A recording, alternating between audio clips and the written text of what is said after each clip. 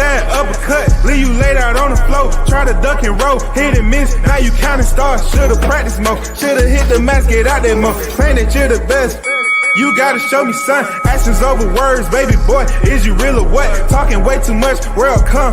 Back sports, talking way too much, world come. Back sports, talking way too much, world come. Back sports,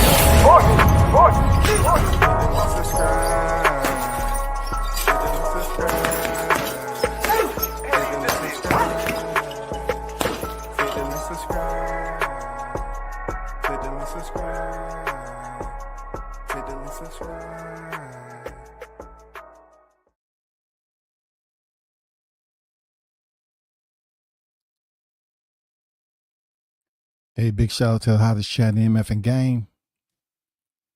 Salute to the first in the building, Big Blunts and Boxing on deck. What it do, y'all? I'm a little bit under the weather. It's not going to be long.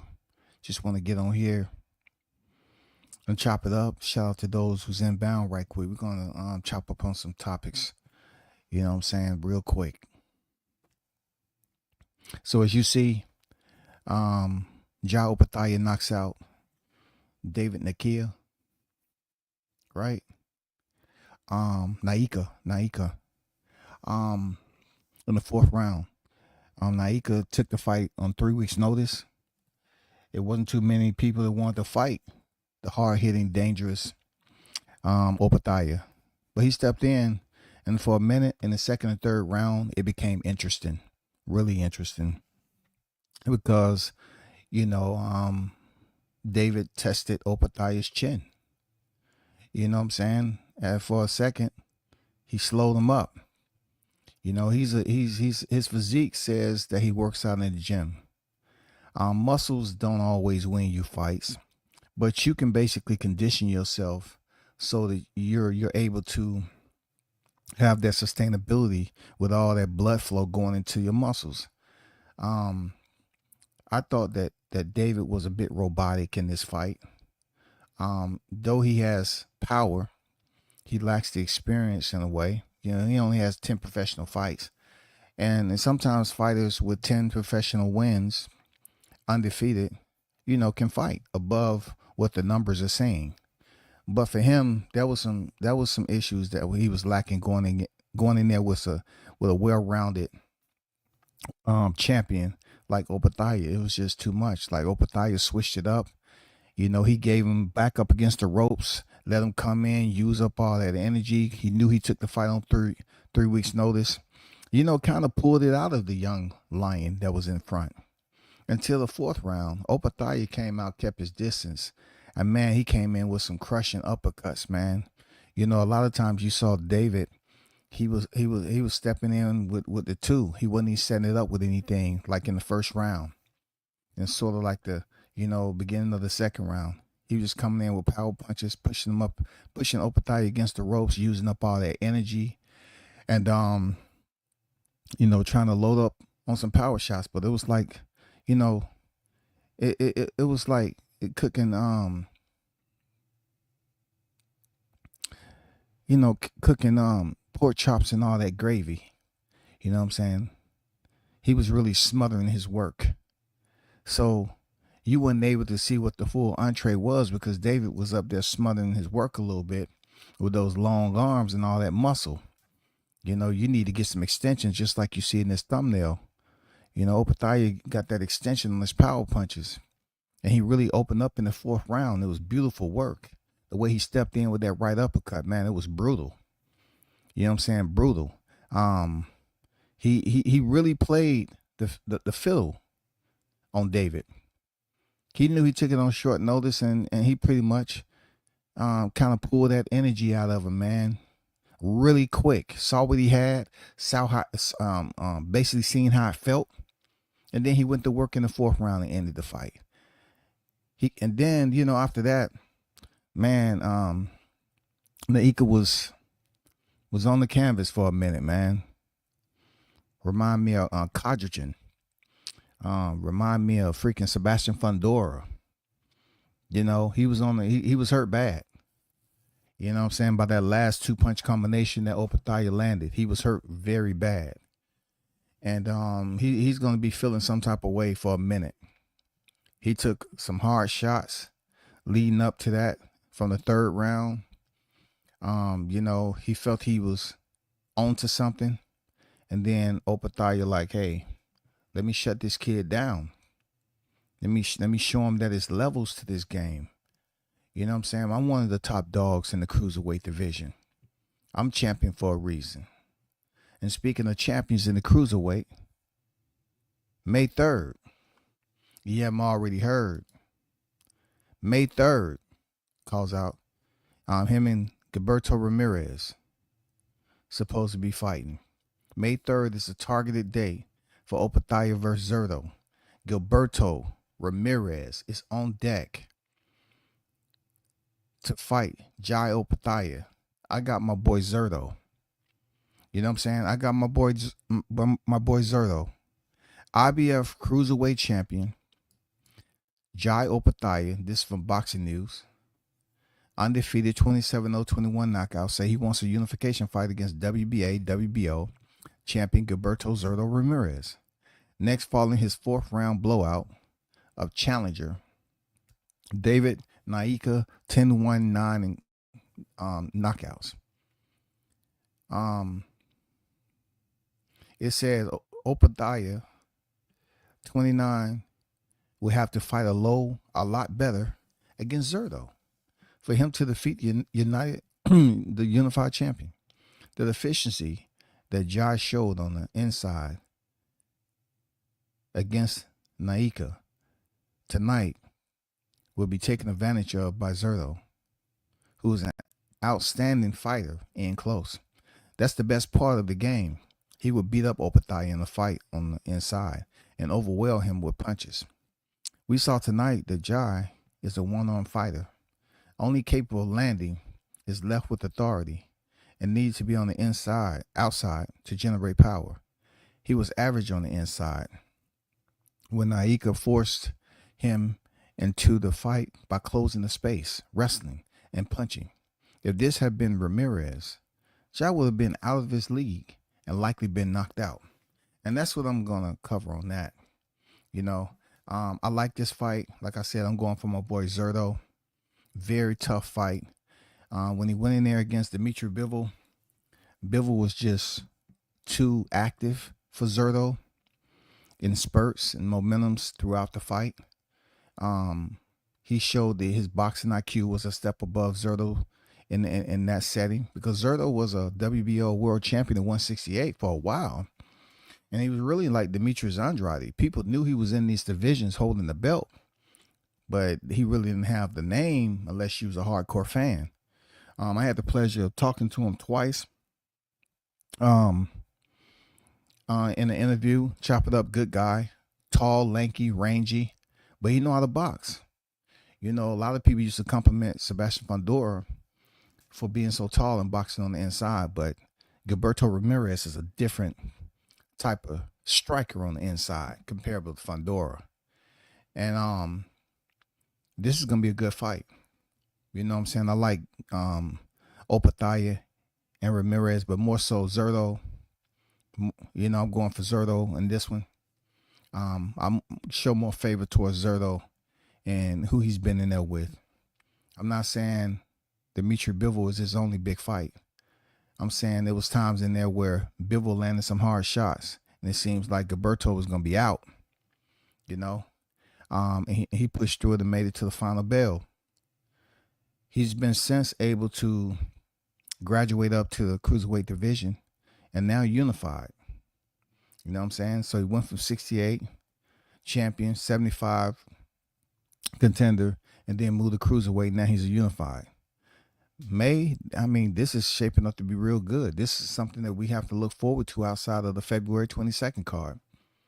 This is a fight we have to look forward to from the David Benavidez card. February 22nd, you have Beterbiev and Bivol that's returning back to the square. So I like where these fights are on the calendar right now, especially this one. So y'all just keep your eyes peeled for that. Seriously, keep your eyes open for that right there. let's get to the situation that's been going on with Tank Davis. Um, this was released on Twitter, and some of these accounts are not. It's hard to lock in what accounts or real or not. But you see people talking about certain information of certain fighters, and I see a lot of this going on with black fighters. How I can't even say white content creators. I can't say it's all black content creators, but I know a majority is these content creators tend to zoom in on black fighters easily, just based off what they wear. They can go in there and knock people out and never give you any sign at all, any type of unorthodox, awkward, weird, strange, you know what I'm saying, type of behavior to show that they're gay or homosexual. These same individuals that will criticize, these black fighters every time something strange or, different come about with their behavior, and something they may say that they try to take out of context and say, oh, that's not masculine, even the whole time that they're acting like a beta male themselves. But the wild part about this is that it's becoming more and more prevalent, that if there's nothing more to talk about in boxing, they tend to just zoom in on fighters. And their first angle is try to, assume that, hey, finally we get a picture that we can criticize Tank about. And it's the way he has his hair. Oh, that looks gay right there. So now you go around and you talk about somebody being gay, somebody being in there. If you have that much time to talk about boxers outside of their profession and you want to get personal with them, that means inside your world of fantasy, you think about that. You fantasize. You know what I'm saying? Something that stick with a lot of these dudes to have that in their conversation all the time is crazy. You know what I'm saying? That's what they like to do. They want to talk about things that's outside of a normality for which their perception says you should be acting like this, you should be wearing this. Long as you stick to that composition, you're good. But time you jump outside of that, they act like they're some type of authoritarians, teachers, overseers or something, and they up here making the rules. Let's go through this right quick. Let's talk about this.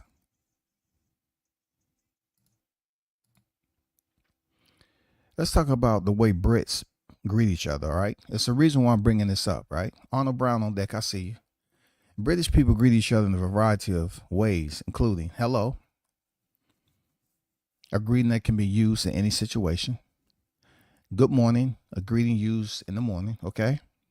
Just education. Good afternoon, a greeting used after 12 p.m. Good evening, a greeting used after 6 p.m. How are you? A polite inquiry. Okay, how do you do? A polite inquiry that sounds a bit old-fashioned. All right, a greet that means hi or hello. All right, mate, a greet that means hi or hello. What happened? A greeting that can be said as, hey, what's happening, right? Not too bad, right? It's what you do when you're greeting. Let's talk about your action, your physical actions in the greeting. In British culture, the most common way to greet someone is with the handshake, which should be firm, but not overly strong. Close friends and families members may embrace with a hug or exchange cheek kiss, depending on their closeness and situation. In America, we have a plethora of greetings. It depends on how close we know or don't know the person that we're coming in contact with, right? So we know this, just like the English language. It's very distorted, fragmented, so many different ways on how you communicate. Nonverbal communication is higher than verbal communication. All right, whether people don't know that or not, it is. Not everybody you meet, you have to say something. Sometimes just nonverbal. Okay. So the reason why I brought up the Brit because I'm going to zoom in on a specific fighter. Okay. So therefore, a handshake, we all know that's very common. It's how the handshake is. It's how much contact you have with that individual. And then also you have to think about your company. What is your audience like at the time that you greet somebody? Key points about British greeting. Handshake, the most standard way to greet someone, right? Considered appropriate for most social situations. Hugs. This way it gets interesting in this little world where all these young or old, can't just put it on the young generation, young and old. This where they zoom in for all the wrong reasons. This where I say that, through their mind and what their entire focus and attentiveness is basically what they choose to talk about. If you always hear these guys talk about gay, that means themselves is somehow, some way, they are enamored with it. To just automatically always accuse somebody they don't like, they happen to be male, of being gay. Hugs, reserved for close friends and family. So if you hug somebody, right? In the black culture, we usually give a firm handshake, or we might lean in and dap them up with one shoulder. Or if you're closer than that, you give them a standard hug when you face them, and they're considered to be someone that you trust, and your level of personal, level of intimacy. You know that person. You have trust and loyalty. You understand what I'm talking about? Family, close friends. Cheek kisses may occur between close friends or family, typically with just 1 or 2 kisses on the cheek. In the black culture, we don't kiss like that. It depends on if you're married to someone outside of the culture.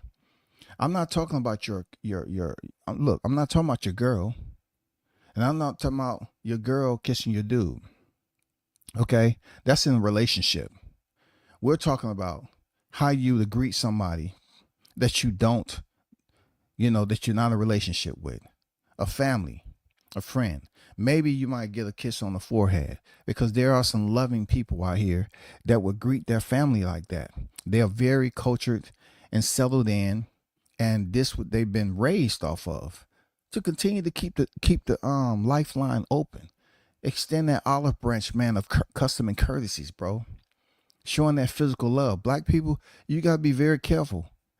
Even with the ones if someone on their phone, and it happens a lot, where you see this person kiss another man kiss. Women do it all the time. There's no problem. These same dudes will be able to laughing and giggling behind the scene while they combing their pink wig. You know what I'm saying? While they're up here, putting eyeliner on and shit, looking at some goddamn shit with 2 women kissing each other and laughing. Talking about, I gotta call my girlfriend up. And he ain't talking about the one he in a relationship with either. The one that he can gossip with about another nigga, right? So you don't really see us handing down no cheek kisses like you see in some countries, showing that respect, kissing on the forehead. You don't be kissing each other on the hand. None of that. Because, somehow, some way it's frowned upon. You know what I'm saying? Cats be out here just thinking of the wrong shit. If, like I say all the time, if you got to say no diddy and pause after everything that deals with straight, basic English, then that's where your mindset is at. When I was growing up, man, let's say we was in track practice or something like that. We was in the gym. And back then, motherfuckers used to see how much they can get up under the bar. You know what I'm saying? Let's see how much weight you can lift out of that bar. Then you hear these niggas today, you get up on the weight bench and the bar, somebody might say, make sure you grip it tight. Pause. We're talking about weightlifting. We're talking about lifting weight. You know what I'm saying?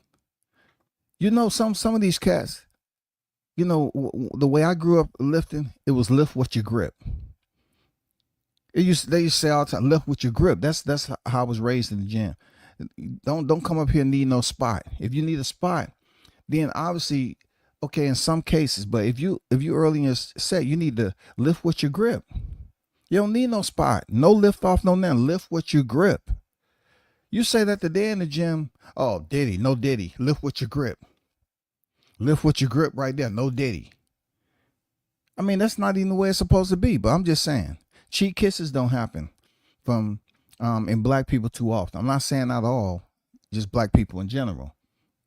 You know what I'm saying? If the opposite sex, and stuff like that, you even got to watch out if it's your cousin, if your niece. I don't know. Shit is weird today with this social media. Real talk. Formal settings, a handshake is always appropriate, even in more formal settings. We do thrive in handshakes. Handshakes is a distance, custom, appropriate.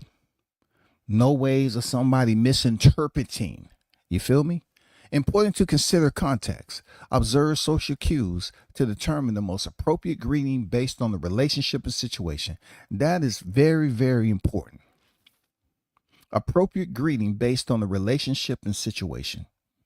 That is extremely important because you don't trust everybody the same. You know what I'm talking about? You don't trust everybody the same. So their greeting is not going to be on the same level of exclusiveness or intimacy based off the lack of familiarity, the lack of interaction that you've had with this person, whether they're male or female. That's just the way it is. I just always had this policy when I was married that I told my girl, if I don't introduce you, if I walk up on a guy and I don't introduce you, then you don't have nothing to say to that person. You don't ever introduce yourself to another man. That's just me, without me introducing you first.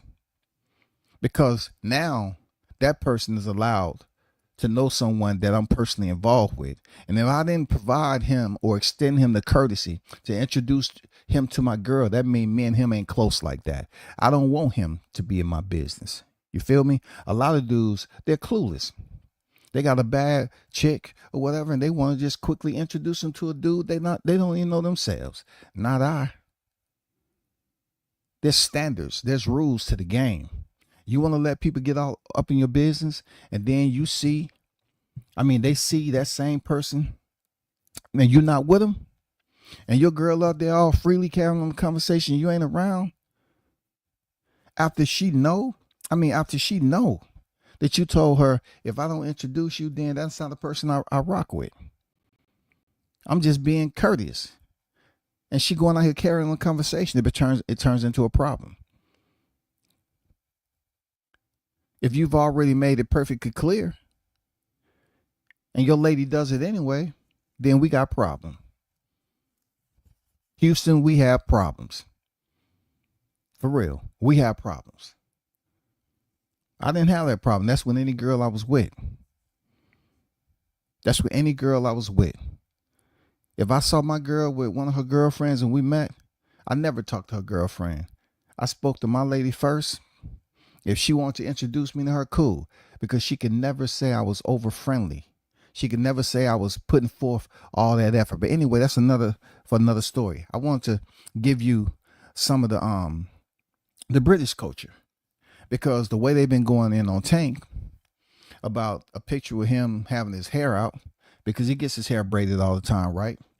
So he had his hair out, he had a ponytail. We see white people, we see non-black people with ponytails all the time. We see even brothers, we see the blacks, we see whites, we see Hispanics with man buns and shit, motherfucking, wear shit at the top of their head. Some of these dudes wear locks. They hair down past their shoulder. Why isn't that frowned upon with being gay? You see somebody with their hair pinned to the back. Let's just say Tank would have had his hair not pinned to the back and just had it hanging down. Oh, y'all would have said, shit, that looks even worse. So you pin it up, and then all of a sudden these niggas act like they ain't never seen nobody with a ponytail. When I grew up down here in the city, It was dudes that had big ass froze, and goddamn sometimes that shit was in a ponytail because they was waiting to get the shit braided. Or they was just straight up pimps on the street. Them the only men that I saw with their hair permed out. Old school OGs. Old schools. Every time you see them, they had like 8 to 10 females with them. None of these soft ass niggas will walk up and say something with no social media. Say, I wish we had social media so I won't have to walk up to you and tell you to your face, but man, that hairstyle you got gay. He have his bitches beat your ass. Cut him, baby. Go ahead, cut him. Show this jive turkey who he talking to. Bitches, get out there and cut him up. Motherfuckers pull blades out their motherfucking jaws, nigga. Like, these cats enjoy indulging in social media insults. And it's too much that's going on about gay this, gay that. You know what I'm saying? When Tank wore a purse, I don't wear a purse. That's just not something I could ever do. I don't wear purses. I don't care. Regardless if I can carry my pistol or I can carry some other shit in it. I'm not going to carry a purse. I'm not going to carry anything that's a satchel, anything across, the way men used to be able to do it. We carry briefcases or whatever. And we always was a backpack payload carrying type of dude, right? But, today you got the little shoulder crossing the purse. I see a lot down here in the A. I see dudes having they call them male satchels, male purses and all that. Still look like a purse. When Tank wore his shit, like every other athlete, that's him. He has to deal with that. When he wore that freaking colorful mink, that's something he has to deal with. Well, when I look at it, if that's not something I agree with, I don't focus on the shit. I'm focusing on the press conference. Ryan Garcia puts on makeup all the time and take these selfies just like the bitches, bro. He up there with eyeliner on. His lashes are deep. He has makeup on. And y'all don't go out on a limb to say he's gay. You just say he's a pretty boy. That's Ryan. That's who he is. But obviously, if you look, he's been in several videos and pictures where he's taking a picture just like a female, bro. Just like a female. And all these content creators is focusing on Tank. They won't say anything about Ryan Garcia, bro. They're just waiting he say something off the wall, racist, and act like he crazy, and then sit up here and laugh and tell me, Ryan, you wild for that, dude. You wilding for that, man. You just off the chain, man. You just no. We're talking about similarities in how black fighters are targeted. Deontay Wilder twerking with his family. That's something he chose to have fun with. What the media do on the YTC? They started saying that he was this, that, and the other. He was twerking. When these cats don't even know, comparable to what they do online, it's worse than twerking. When your entire focus is to sit up here and gossip about other cats and tell them to suck your D and give them lap invitations, and you keep that Hallmark card open all the time, what's wrong with you? You have something seriously wrong with you. So let me give you a situation where Tyson Fury has been known to be able to get away with these behaviors and kissing men in the mouth like he did Sefer Safari. Yeah, I don't know if y'all actually remember Ben Davison being in this epic historical picture where before the fight, during the fighter's face-off, Tyson planted a nice wet lip kiss on Sefer Safari. I speak about this often because even when it happened, I addressed it. I say if this would have been Wilder, he would have never been able to get through any type of interview without somebody asking him about why he kissed another boxer in the mouth as a black man. Real talk. Never. But I have seen Wilder kiss another black man in the mouth. You know what that black man was? It was his statue. When he did his statue reveal, he was showing the people humor. He was showing them how proud and how happy he was. That's who I seen him. He kissed his own statue in the mouth. He kissed himself in the mouth. You know what I'm saying? That's how he showed his admiration about being able to be enshrined in the center of Tuscaloosa, Alabama. Tyson Fury kissed a total stranger. Deontay Wilder kissed himself, an effigy of himself. Tyson Fury kissed Sefer Fury dead smack on the lips before they actually start the box. Look at Ben Davison's face. It says it all. It says it all, bro. What about this right here? Y'all remember Derek Chisora grabbed David Hayes' face and gave him a kiss in the mouth?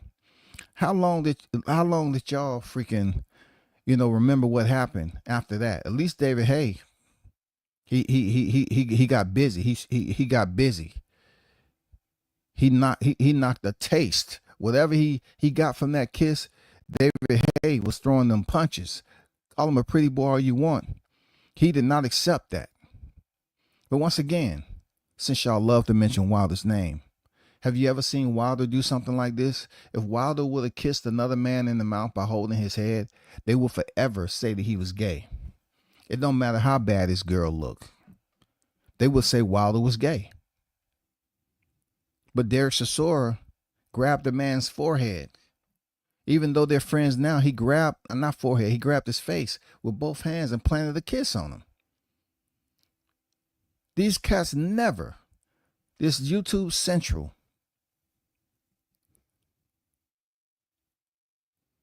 The Sesame Street gang.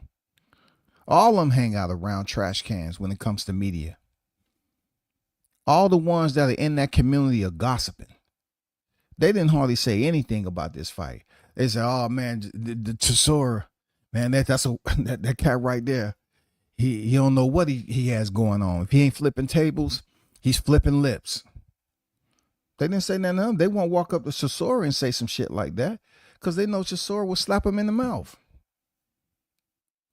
They know they'll get slapped dead in their freaking mouth. But if they go up to Wilder and Wilder slap him, they sue him. WCS said you kissed a black man. Yeah, I heard that. But did you hear what he said after? I kissed my statue. Oh, I didn't hear that part right there. Well, go back and look at the goddamn replay. You wouldn't know that unless you was there. But if Wilder ever would have kissed another black man like this, every time his name come up, they would have said gay. But I want to ask you this question. When have you seen Tank put this on replay? Either one of these. When have you seen Tank do that? You're talking about hair. I think Derek Chisora can't put his in a ponytail or whatever. You know what I'm saying? Like, when have you seen this? Better yet, let me show you something. When have you seen this? You know this guy right here, right? This is Canelo Alvarez and Edgar Berlanga's post-fight conference. I mean, not post-fight, press conference. All right? Y'all are familiar, right?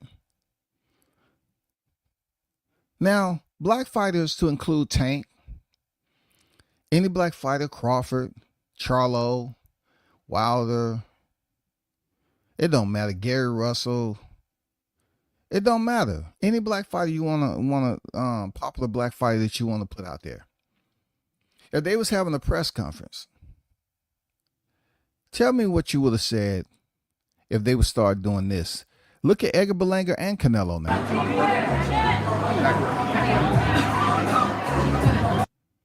Just gonna cut the music off. Look at Canelo. He's talking about. Look at that. Is that he talking about doing that to a female or something? Who's he talking about doing that? Look at Edgar now. Look at Canelo still slapping, swinging, dick swinging. Look at Edgar. He's acting like he's jerking off. What is this? You're in the company of men. Edgar's acting like he's jerking off to what Canelo's doing. When does something like this happen? What is this about? Would Tank be able to get away with this? I thought he did something like this. For real, I thought Tank did something like that. Oh, my fault. My bad, y'all. I had the damn thumbnail up. Let me push that back. Let me go back over there right quick, bro. Let me hit replay right quick. Let me show you what I was talking about.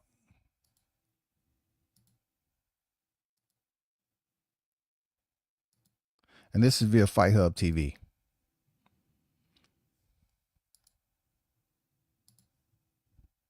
So they talking back and forth. Let me move it up a little bit. All right, this Edgar Berlanga and Canelo's presser. Look at Canelo right now. Tomorrow you talking and all that. Canelo gonna start going through his gesture. What is all that? They leading up. What is all right? Who he's doing that to? What is that? You know what I'm saying? What assumption do you get from what Canelo is gesturing with his hands? Look at this again, swinging dick, and look at Edgar over there jerking off. What is this about? Can y'all tell me that? Did Tank do something like that or no? I'm just saying, did he? Did Tank do something like this? Have y'all ever seen two black fighters do that towards each other? If they did, would they be able to get past it anytime an interview came up?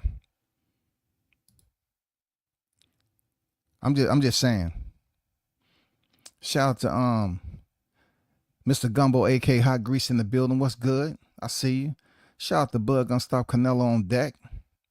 I see y'all in the building. Gumbo said dudes didn't have a problem with Prince or even Cat Williams' hair, like that ridiculous behavior. They do that a lot in the South. Absolutely. Talk your shit, man. You know what I'm saying? Listen, I was talking about what you said yesterday about that pause and no Diddy shit. That stuff is weird. Talk to me. To WCS Great Cook. Appreciate you, man. I know where we came from. You know, like it's something when you're having a conversation with another man. If your delivery is straight, you know what I'm saying, just like your sexual straight, you don't have to insert no Diddy or pause. That is not a part of something that we was taught as kids. That is a learned behavior because niggas think it's cool to put attention to being gay. They're self-emasculizing themselves, and they have no problem doing it. They act like they can't carry on a conversation with another grown-ass man and say something out the way.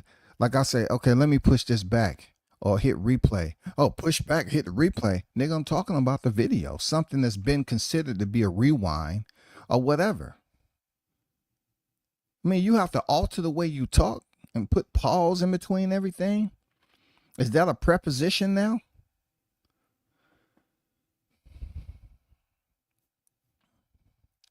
They have a cynosure going on. They have admiration for something specific. You know what I'm saying? Androgynous. Hey, appreciate you, big dog. You know what I'm saying? And why not? Hold on for a second.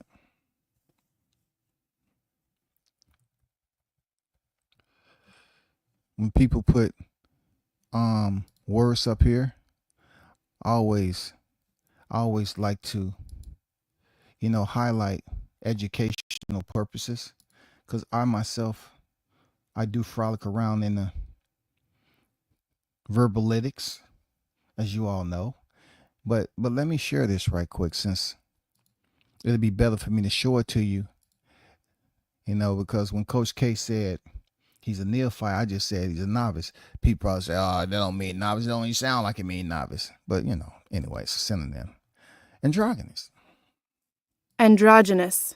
Androgynous said partly male and partly female in appearance, or indeterminate sex. A stunningly androgynous dancer. See, that's a dancer I wouldn't be in there throwing dollars at. I already gonna know that's gonna goddamn be a female. It's not gonna be anything that I'm questioning. I can't really tell. What you think, man? Oh no, man. We gotta wait till they turn around and hit the light. No, I ain't talking about the Adam's apple. I'm just talking about the broad shoulders, big fucking paws, kneecaps, long legs. Something ain't right, dog. Something ain't right. Look at the skull, the cranium. That's a little bit larger than usual for a male, huh? Well, maybe she was a power lifter back in the day. No, nigga. Hey, you stay here. I'm about to leave. You on some old stuff. All right, dude. It wasn't even like that, man, but I'm just going to stay here a little bit longer, man, for the alcohol to wear off. No, nigga. No. That's your type. But I just had to put that up there. Androgynous. You know what I'm saying? People up here using words that are in the dictionary that's outside of the norm. And it's good to just pull it up and let people know. Appreciate that, bro. I never once used pause or no diddy. I don't do all that. For real. You know, I ain't gonna lie to you. If I'm talking to you using that, I just like, man, that's a learned behavior. If you get in front of the right female and you're using pause and no diddy, they're gonna question your preference, especially down here in the A. Like, what are you doing? What are you saying, brother? Why you keep on using pause, and who taught you that? You just don't know how to carry on a conversation?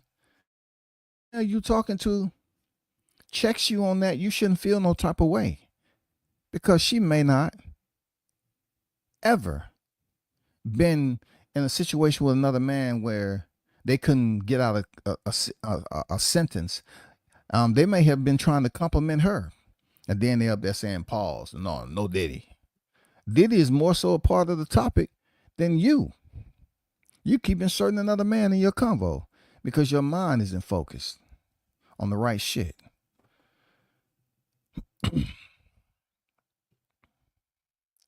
Teofimo Lopez, right? Even at one point in time, after he had that poor performance, Teofimo Lopez started going off from the booze and told them to suck his D. Anything and everything that you can pretty much imagine with somebody that's always talking about, I want to accept my Lord and Savior Jesus Christ. I want to do this. I'm religious and all that, right? God bless me and all that. But yet, you know, the crowd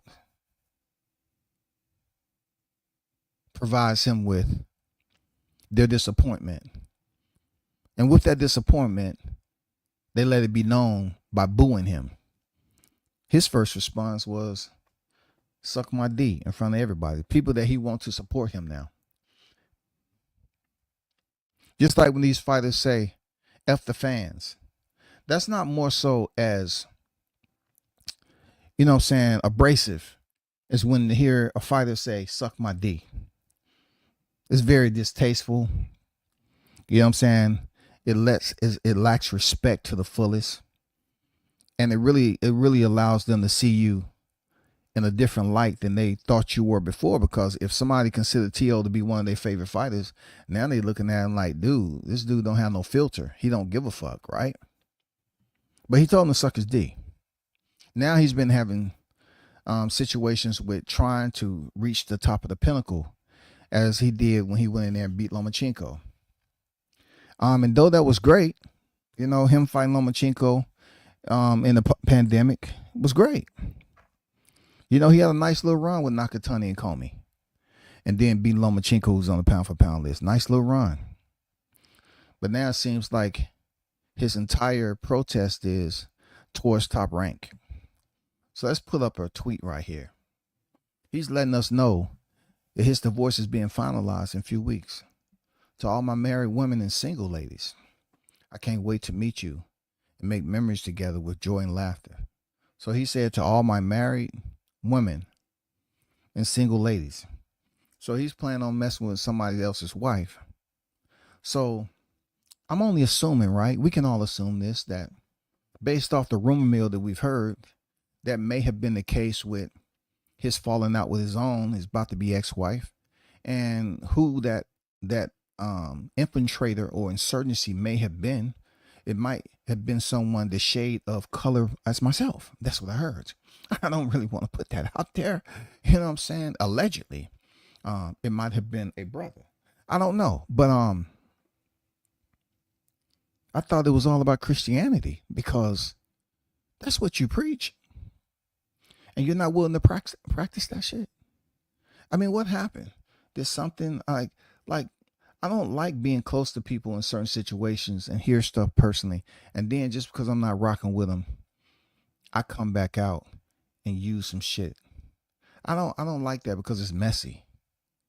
It's messy, and I'm gonna stand on that too. Even with Tio, when I was rocking with him, and I was able to be a little bit closer to Tio back. I'm not gonna put that shit out. I think it's messy gossip. I think it's bitch made female tendencies. You know what I'm saying? Even the racist shit he said.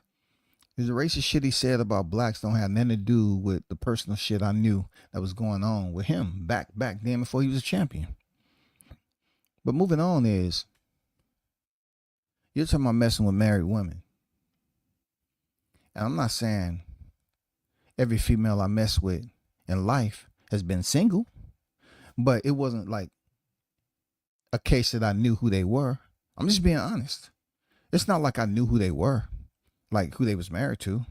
I'm talking about somebody who may have been going through separation or something. But I just didn't never ever go out there and want to be involved in situations where they was bonded by a contractual agreement saying that they was married by this particular bishop or priest or whatever. But when you put it out there that's what your agenda is, good luck with that. Yeah, good luck with that. You know what I'm saying? Good luck with being messy and trying to convince people it's all about God, Jesus Christ. Go ahead. He said, just friends though. I'm being celibate this year. So once again, people are going to latch on to this and show it because T.O.'s saying he's going to be celibate. That's good. Like, we need to know that. Moving on. Let's talk about Top Rank. Top Rank said he turned down a fight with Subriel Matias. And Teofimo Lopez has said, no, I didn't turn it down. He said, I haven't rejected the fight. They rejected my counter offer. Now, this is where I keep it in the middle as possible when it comes to basing my opinion. I can understand that boxing is a business, and yes, offers are rejected. And if the first offer is sent, since you're in the process of receiving offers, right? An offer is sent for a specific fight, and you counter it, and they reject it. Is it ambiguous? Does it have two meanings to justify two sides? Does it have two different meanings? Well, one can be considered like Top Rank. They offered you a freaking thing, and you didn't like it. That was for the fight, and you turned it down. And then, does Teofimo have the right to counter? Yes, he does. So, depending on your level or depth of trying to understand how the business works in boxing, there are so many pages.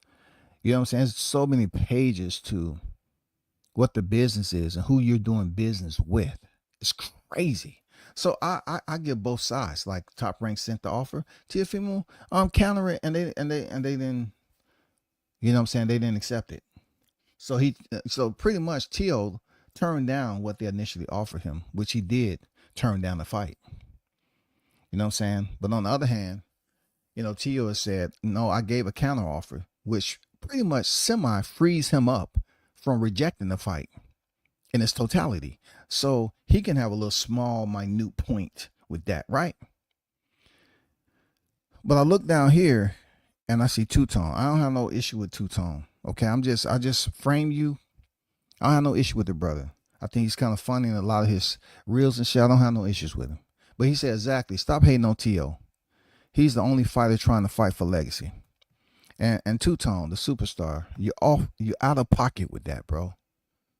Like I said, I have no issues with this brother. I actually look at his content and shit. All I'm doing is responding to what you put on this tweet. He's the only fighter trying to fight for legacy. But I hear brothers out here always dogging Crawford out. And it was somebody on the chat that said it the other day. You know what I'm saying? Whenever it's Canelo, he's going for legacy. When it's Crawford, it's excuses that he's doing too much. It's weight divisions for a reason.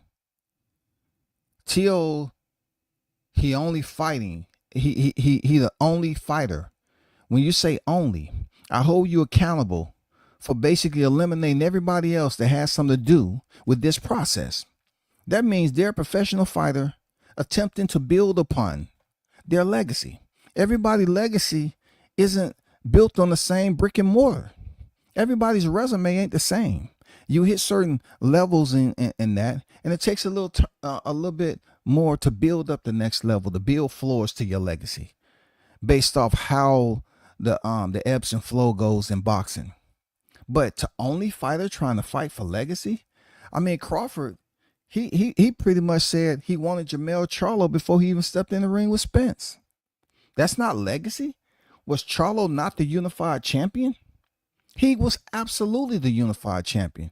So how is T.O. the only one trying to fight for legacy, Two-Tone? That makes no sense at all, bro.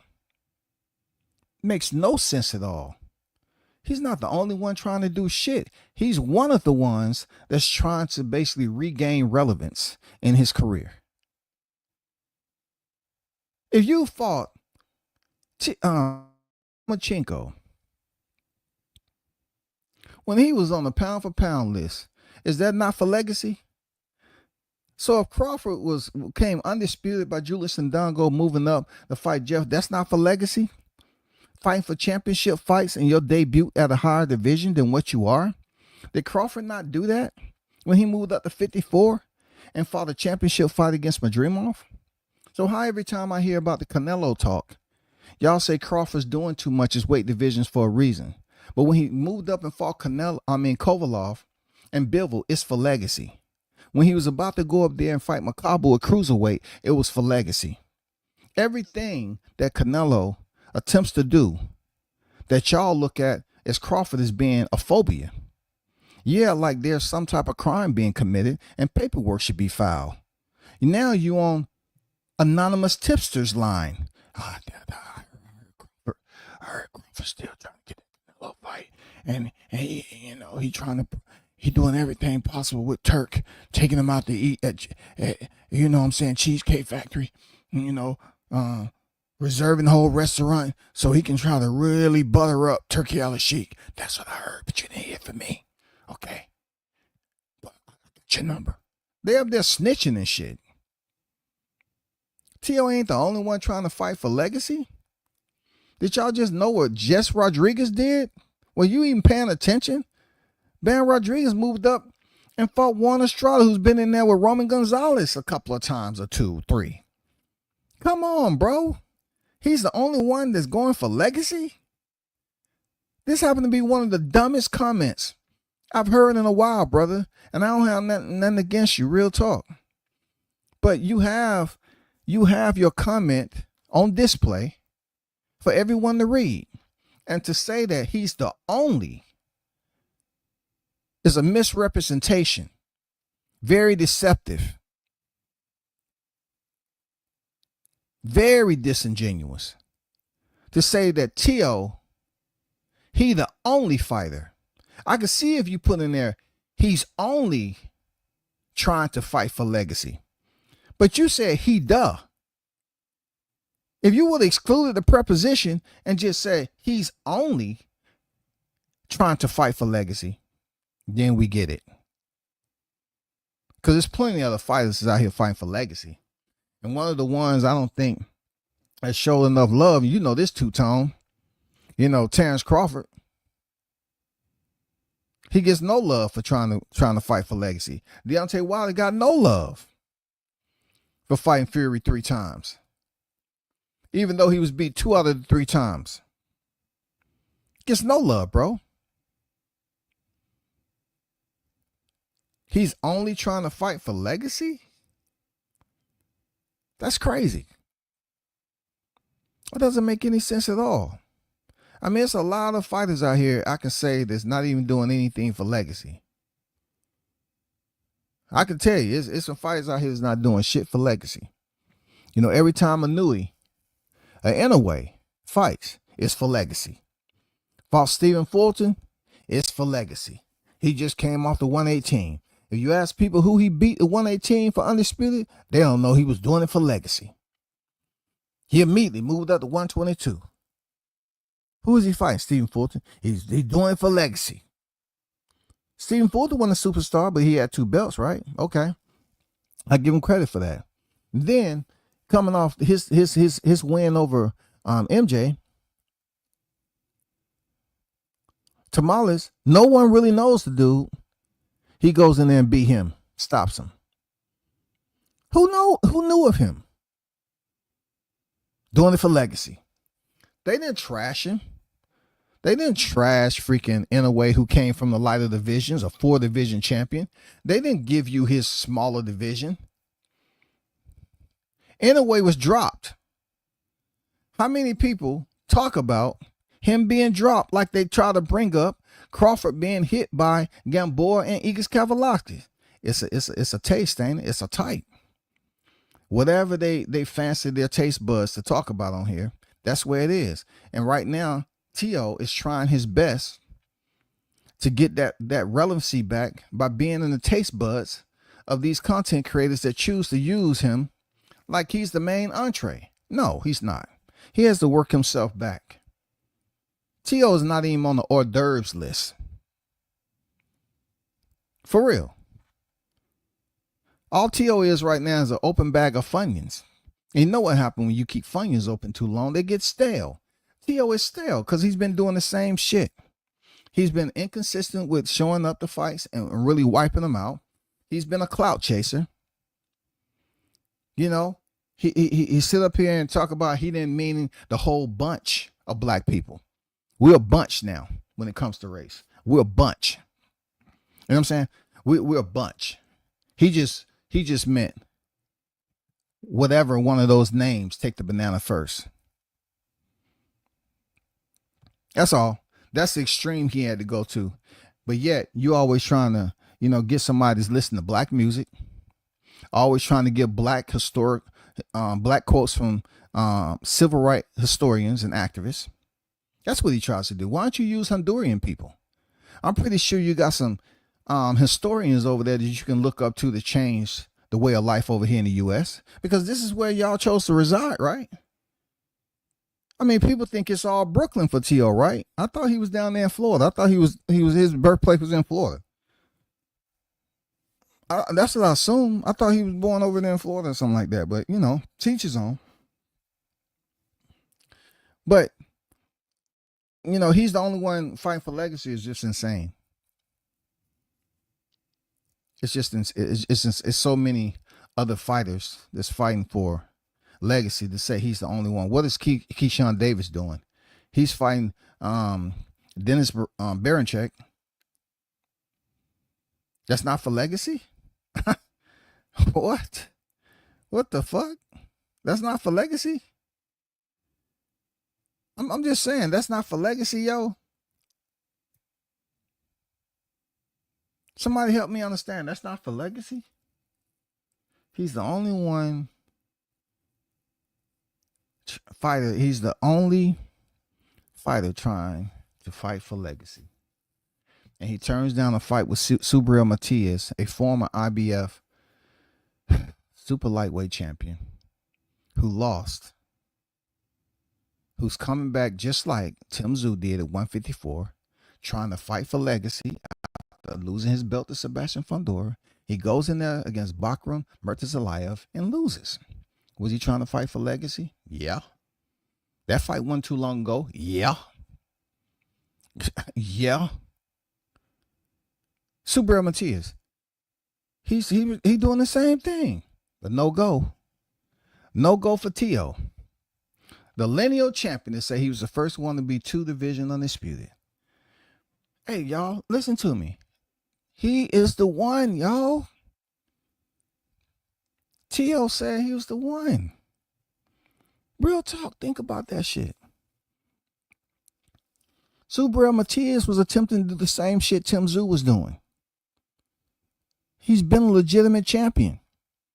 He's coming a different route out of the IBF to the WBO, and he gets shut down. All because Teo is trying to fight great fighters, but yet he doesn't have no value. He's no different than any other fighter that doesn't have the accomplishments that Teo has had. I gave Teo credit for being unified and beating Vasily Lomachenko. I gave you pure credit. Nothing that's disingenuous about it. Going to there fighting Josh Taylor. People said he was this, he was drinking and all that. Gave you credit for going up there. I even told the people you're going to be champion at 140. People who followed me, I told them that Devin Haney should move and have Teo chasing him at 140. That in itself, I apologize to Team Haney about, because I was off the mark. God was, all praise to Allah in their religion, was in Haney's corner more than my comment.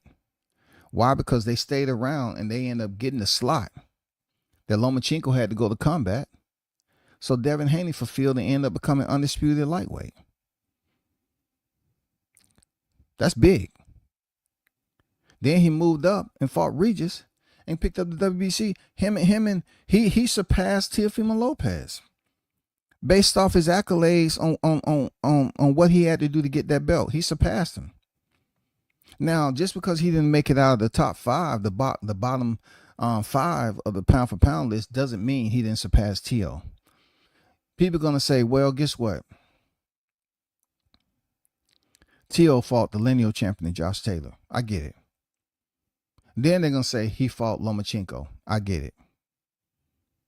But when you go over to fight for the championships in somebody's backyard twice, and then the very same fighter that was on the pound for pound list, you get your titles, and you have to go in there and fight Lomachenko.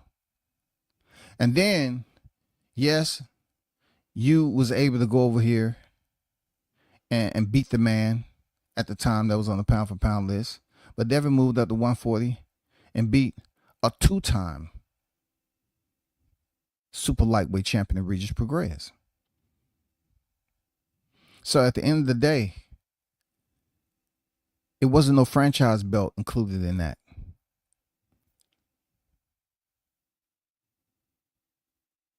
You had one more belt to get. That's where the edge come out. You didn't go in somebody else's backyard twice and attempt to fight for those titles. And when you did get the titles, you didn't defend them, that Teo. I'm just kicking some facts, bro.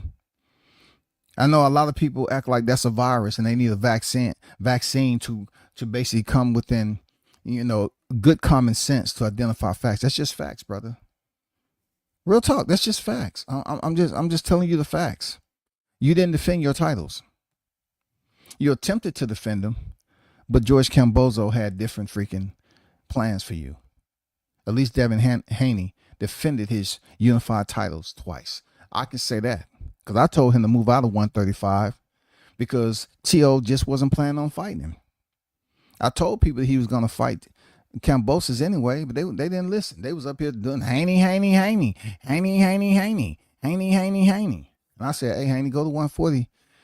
You already won a belt down here and start up there. I was off the mark with that. And ended up working his benefit at 135. And then moving up to fight Regis immediately in his first fight at 140.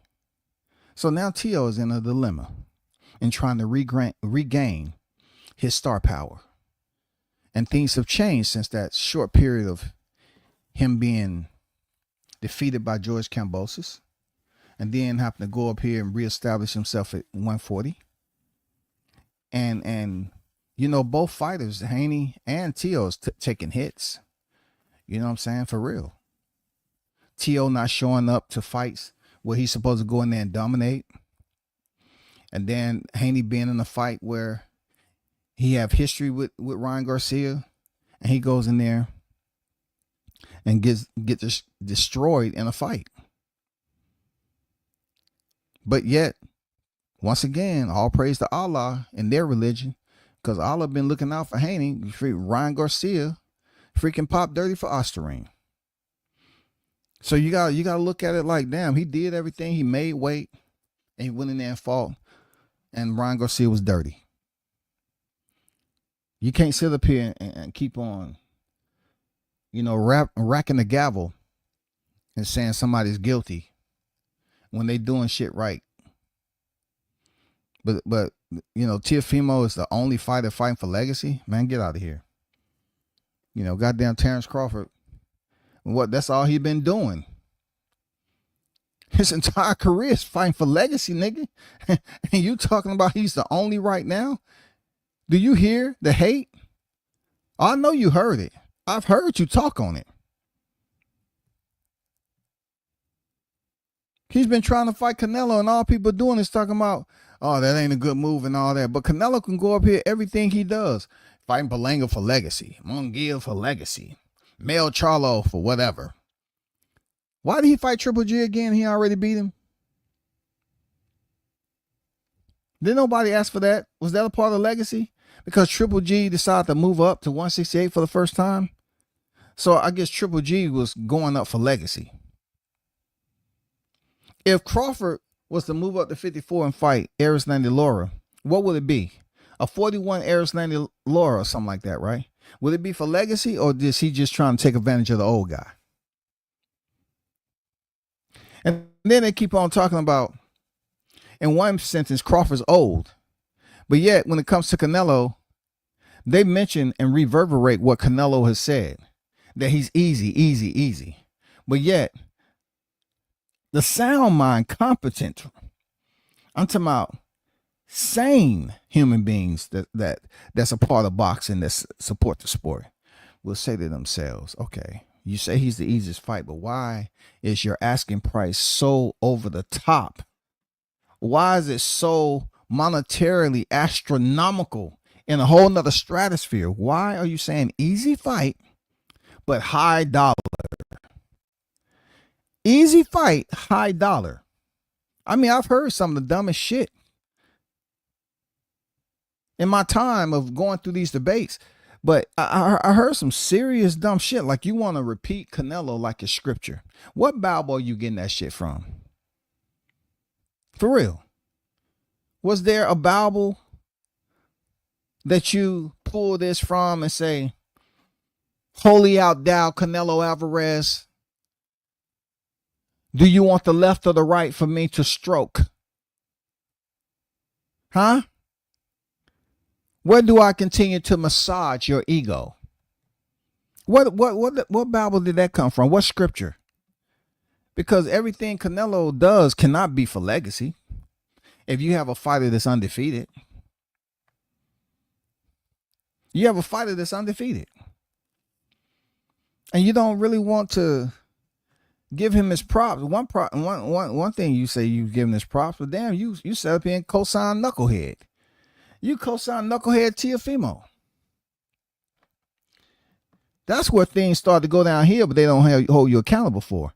You knuckle sign Teofimo. You co-sign knucklehead Teofimo Lopez to fight Terrence Crawford, a guy who's much smaller, and you busy up here criticizing Crawford for the very same reason you co-signing Teo. How can any one of you niggas sit up here and co-sign that shit and agree? How? How can you agree on a shameful fallacy as that? What is wrong with y'all niggas, man? That's shameful for somebody to be in Canelo's freaking position, and as many people be massaging the cinnamon off his nuts. Why would you come up here and defend a person who co-signed Teo to do the very same thing that Crawford is trying to do for him? But Teo's coming up from 140 and attempting to fight at a catch weight, fight at 154. That'd be destruction. The same type of destruction Errol Spence would have got if he moved from 47 to 68. Terrence Crawford would end Teo's career for at least about 2 years beating him up. You're talking about if Claggett gave Teofimo his pre-op mass fitting. What do you think Crawford will do after what he did to Errol Spence? Klajic gave Teo a pre-surgery op consultation about what he should dress like in Halloween.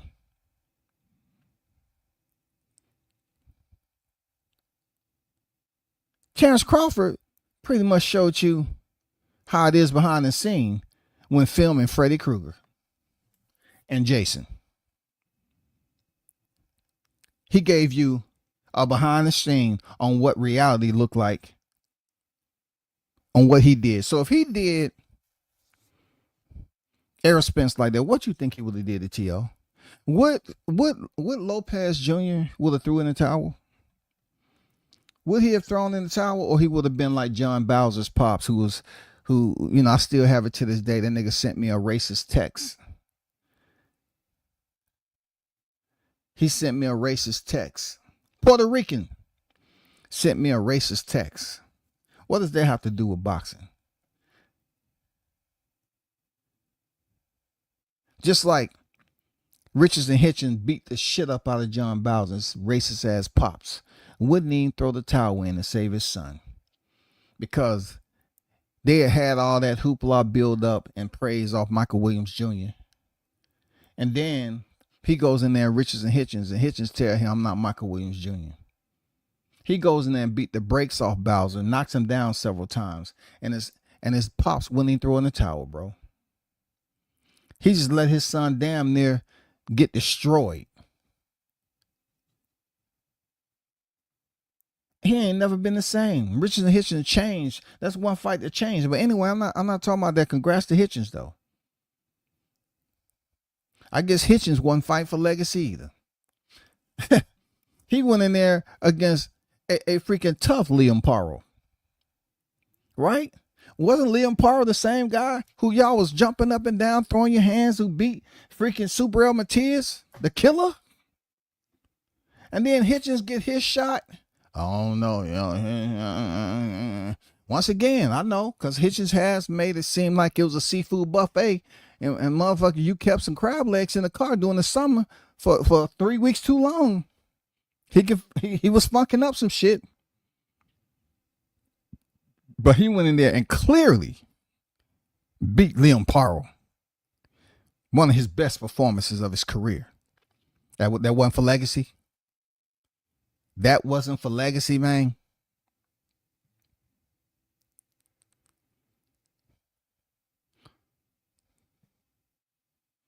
That's all I got to say on that shit.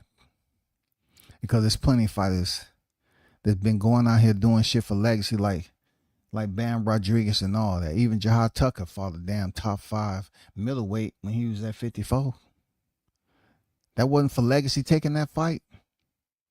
I mean, for real talk, that wasn't legacy though. Not turning down the fight. That wasn't legacy.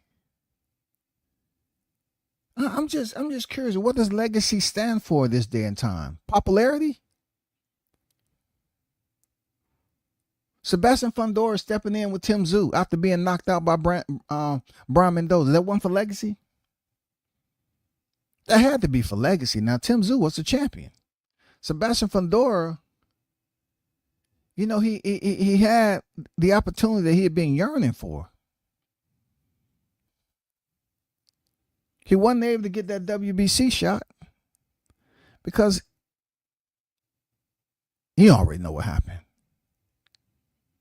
And then he has one of the best fights of his life, and he becomes unified champion. He becomes unified champion, y'all. He beat Tim Tszyu for his WBO, and he got an extra consignment prize. Just like back in the day when you crack open a box of Apple Jacks.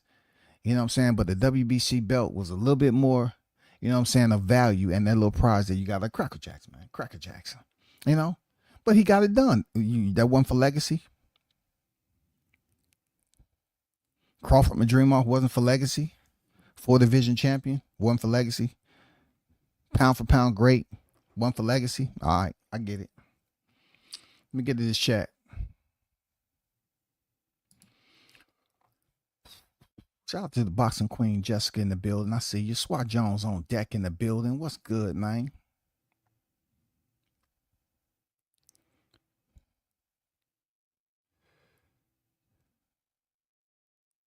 It seems Hispanics like you use God as a cover after they say something ignorant, derogatory about T.O. Ryan and Southpaw, name a few. You know how it go, man. Like people have this spiritual connection that says, for all have sinned, come short of the glory of God. That means God's gonna forgive you regardless. That's the perception that they have down here on earth. That's what they've been learned to think. They can say crazy shit without, being proactive enough to think about the sin before you commit it. They go out here and say something crazy, derogatory, personal, vilifying people, and they don't think nothing of it. Man, someone need to get the phone from T.O. He's suffering from Twitter syndrome right now. Oh yeah, that divorce got him hurt. He ain't been the same. Yeah, he just put a video that I refused to put up because it had music in it. But dude was up there playing one of Drake's songs of all people. You can check it out on Twitter. The worst thing you can do as a man is jump out of one serious relationship, especially if you was bonded by a contract. And time you get up out of there, you wanna be the rebound person now. You wanna go out here and hurry up and get caught up in the net and find yourself in another situation. That ain't smart. That ain't smart. Just because you about to finish up with one decision that you actually was committed to, now you about to go find something that's new, fresh, and you really don't have any type of history on. So you're gonna go through and expedite the process. You're gonna be impulsive going out here trying to get involved with somebody who already know about your situation publicly. Man, these girls ain't playing out here. Hey, these ladies are smart, bro. They will run game on T.O. ass and have him in child support court quick. Nigga be up here looking stupid. Oh, don't believe it. It's a setup. Yeah, it was a setup.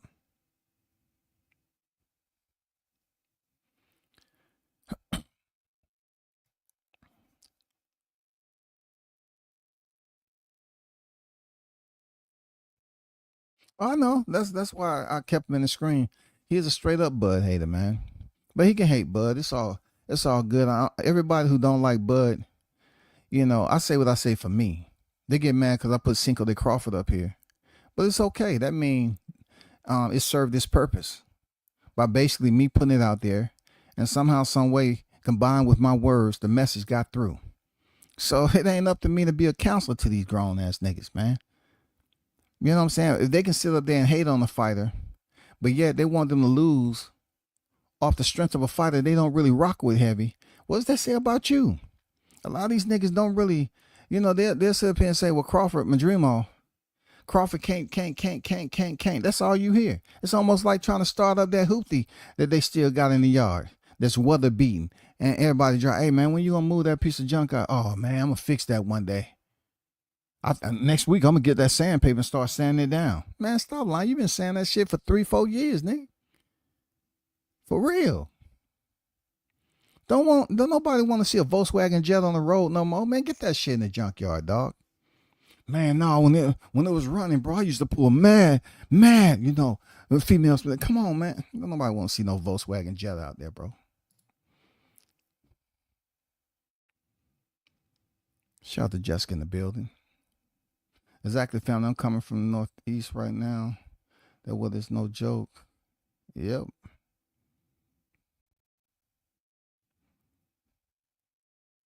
Ass kissing is not an easy job, and these folks putting in OT. I thought you would have said ass kissing is an easy job. It seems like it'd be an easy job. You know what I'm saying? It seems like it's an easy job this day and time, the way these cats are freaking jumping on board. For real. When it was Crawford going up against Errol Spence, I was rocking with the fighter that when I was rocking with T.O., I was rocking with T.O. Supporting the fight is not ass kissing. But to say that he's the only one fighting for legacy is ass kissing. For real. Say something that's not true to that validity, and put him up on a tier that he's no longer at right now, and haven't made $1 million in a fight. That's ass kissing.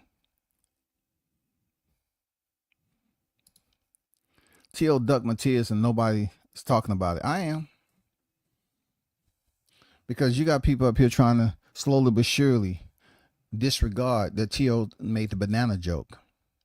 Not only that, he told Top Rank they can keep the black fighters if they want them. So all along, this might have stemmed from a personal encounter that happened behind the scenes. A situation that he thought that never would happen. Especially in those pillow talking moments. You feel me? I mean, that's when it can go all bad. You know, being a black man every day, you know, you go through different things. You know, it's people out here, let's just say they might be from Honduras.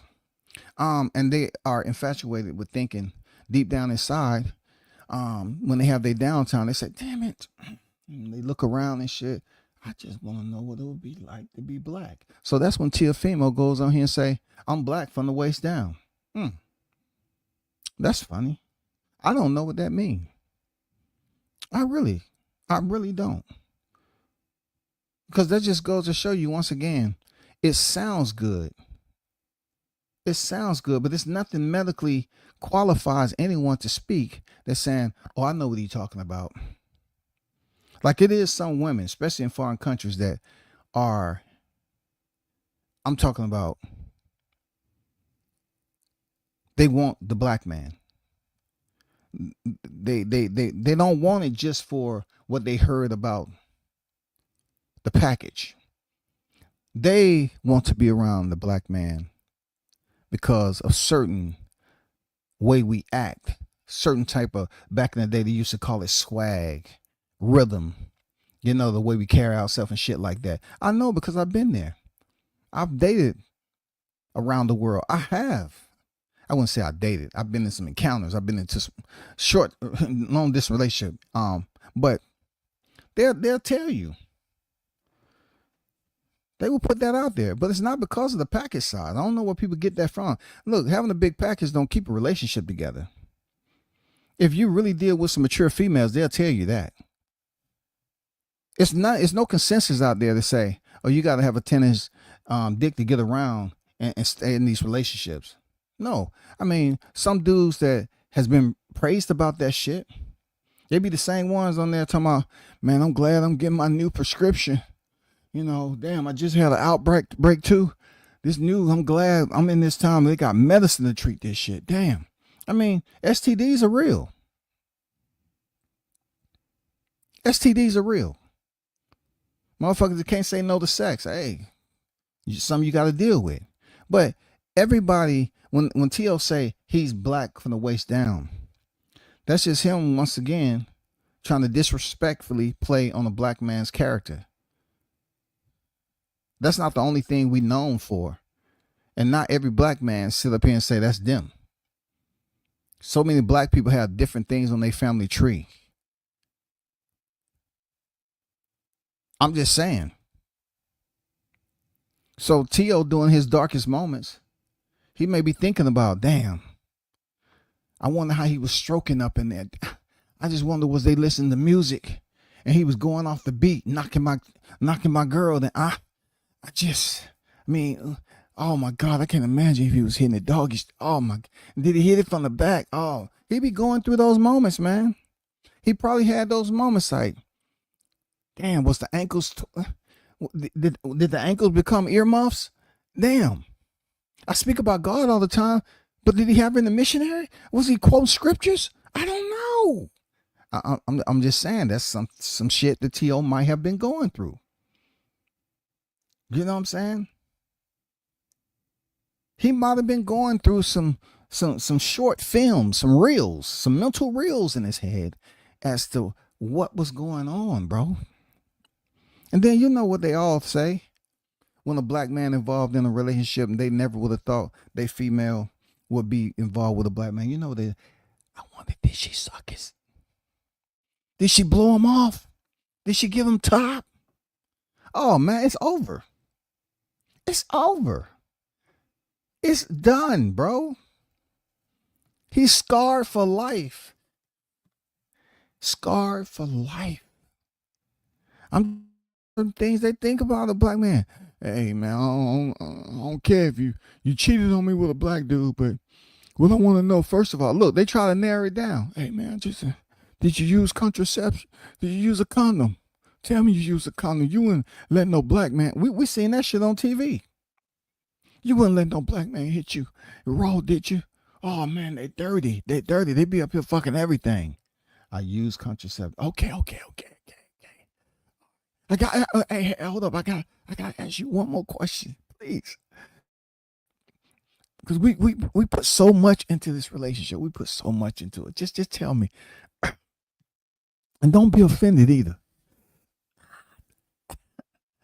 This is tough for me. Did you suck his? Did you? I'm not gonna tell you all my business. No. You don't have to tell me. I just did you do that? You say you use a condom. I can get past that. Okay, you didn't let them nut all up in you and shit. You know, like whipped cream to a motherfucking funnel cake. You know what I'm saying? Hey, okay, I get it. But did you top them? You know what I'm saying? T.O.'s having those moments. He can come over here and sing that shit about to Drake and all that shit, but deep down in his head, he's wondering did those lips go on the tip, down the shaft? Boy, you talking about banana based off visual imprints in your motherfucking thought process, shawty. I know where that banana shit came from. He used Crawford and Tank. He said, God damn it. You know, there's a lot going on in my head. For real. There was a lot that he was thinking about, y'all. Seriously, bro. I'm serious. They said Bud just wants a payday. Yeah. But Crawford wants the winner of Canelo Charlo. So it has nothing to do with Canelo personally. Hey, you said it right, man. They make it seem like it's all about a payday when boxing is a business. Ain't that what they say? Bud gonna stop Canelo, right? Ain't that what they say? Ain't that what they say though? They say boxing is a business. Hold on for a second.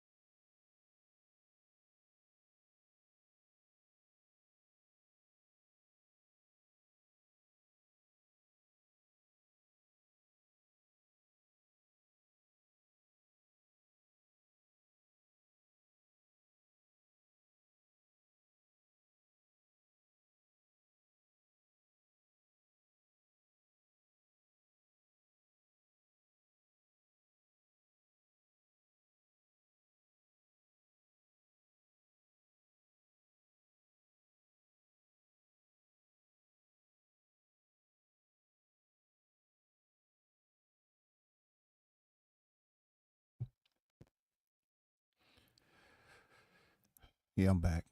Um, yeah, man. You know, they say he just wants a payday. But that's the shit they use with Demetrius Andrade. That's with Canelo. So it's not a trend with Canelo when people challenge him. It's not a trend with them holding him accountable for saying the same thing. So them being followers, right? They go over there and they start talking about what Canelo said to a totally different fighter who wanted to go in there and get the Canelo smoke because he's at the top, right? So when Crawford calls out Mel Charlo, if not Mel Charlo, Canelo, Why didn't he just want a payday with Mel Charlo? You know what I'm saying? Why didn't they say he just wanted a payday with Mel Charlo, who was the undisputed champion at 154? Isn't that a payday for Crawford too? Or is it didn't matter because it's Mel Charlo? Mel Charlo has now faced Canelo and lost. Crawford wants Canelo. Should he get paid more for calling out Mel Charlo in the process of saying, I want Canelo? Should he get paid more? These two undisputed unified champions that he called out. Not only that, he was called out by Errol Spence Jr., the unified champion at one point in time, and he accepted that fight. Not only did he accept it, he didn't take just crumbs for which they was trying to give him with net pay. He came back in 2023. They made the fight happen, and he beat him. Prior to that, like I say, and I re-emphasize this, he called out Jermell Charlo, and he made it a point to say he wanted to fight Canelo since Jermell Charlo was running.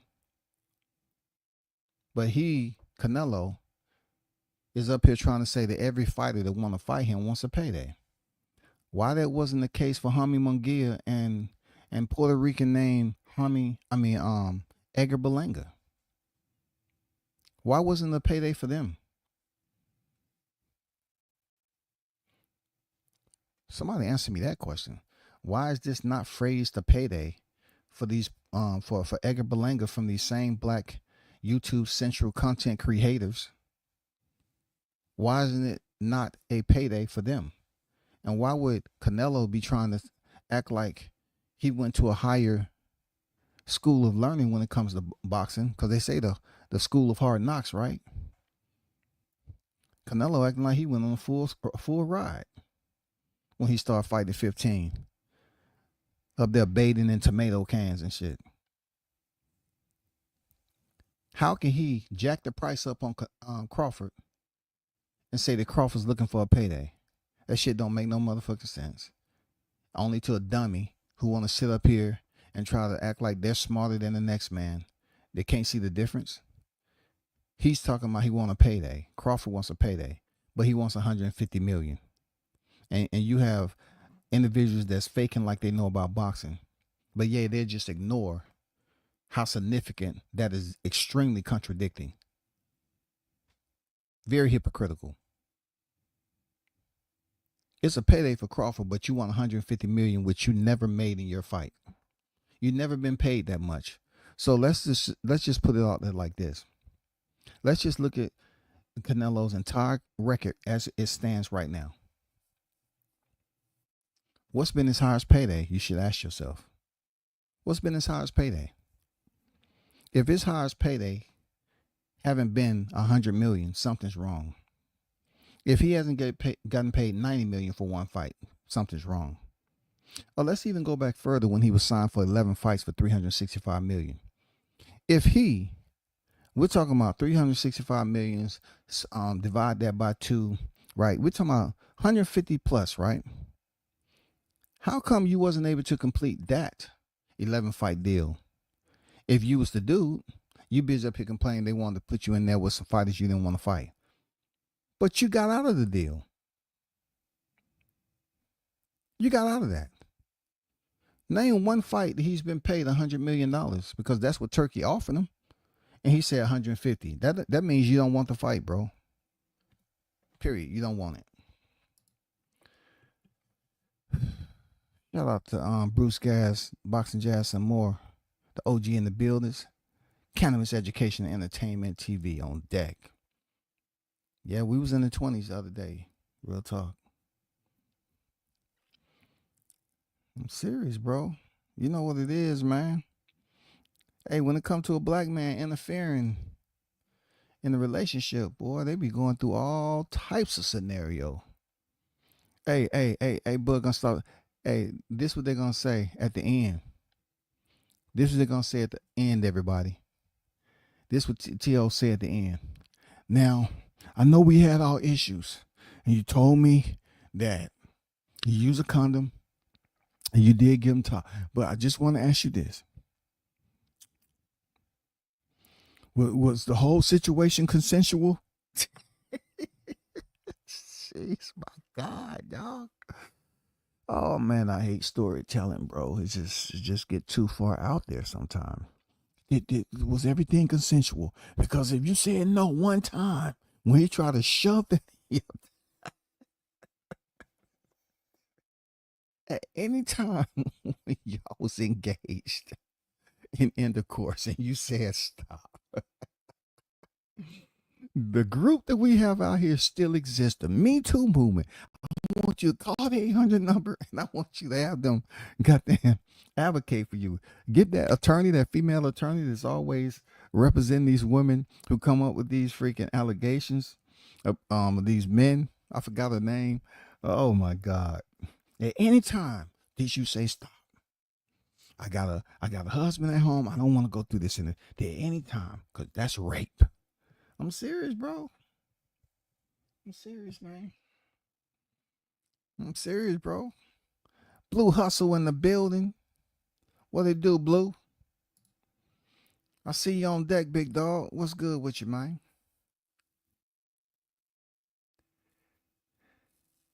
I'm just saying, man. T.O. was running all those scenarios on how to get himself up out of that situation. You know, at the end, they're going to say, was it all consensual? Well, you don't want to go that far. I did say no, but it wasn't a no that it's rejection. Did you see it say no? I'm calling 911. Nah, it ain't like that, T.O. Let it go, bro. Let that shit go. But, hey, y'all, I got to bounce. Shout out to the hottest chat in the MFN game. I'm at an hour and a half. Appreciate y'all pulling up to support as always. Real talk. We should do this again. Hit that button on your way out. Continue to support. I'm out.